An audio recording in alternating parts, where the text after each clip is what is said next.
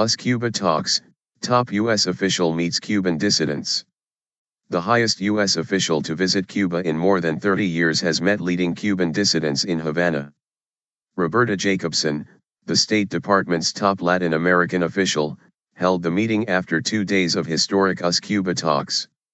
One dissident called the meeting a very human coming together, but not all who were invited attended. Many Cuban opposition leaders are skeptical about the rapprochement. They fear the U.S. will turn a blind eye to allegations of human rights abuses in Cuba. On Thursday, officials from the U.S. and Cuba said the talks about establishing diplomatic relations had ended positively.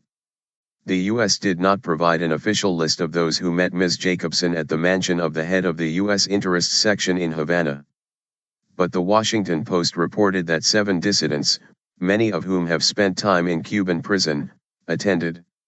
U.S. Assistant Secretary of State for Western Hemisphere Affairs Roberta Jacobson speaks during a press conference. Roberta Jacobson is the most senior U.S. official to visit Cuba since 1980. The Ladies in White leader Berta Solar, an opposition group, marches during her group's weekly anti-government protest in Havana January 4, 2015. Berta Solar leads weekly marches against the Castro government.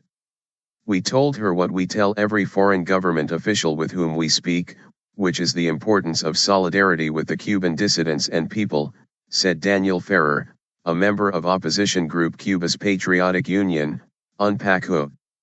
Berta Solar, the head of the Ladies in White group of spouses of political prisoners, turned down the invitation. Line.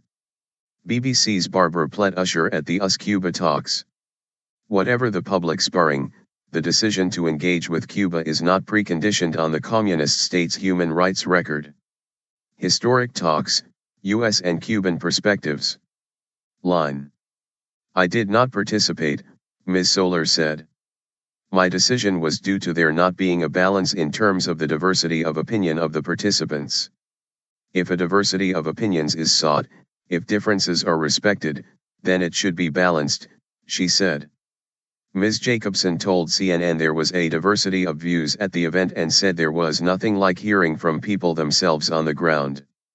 It was very cordial, a very human coming together, Elizardo Sanchez, head of the banned but tolerated Cuban National Human Rights Commission, said. I cannot speak for all of civil society, but the Cuban National Human Rights Commission is satisfied with the diplomatic position of the United States. Mr. Sanchez said he was not expecting miracles in the short term and in fact worried repression would intensify.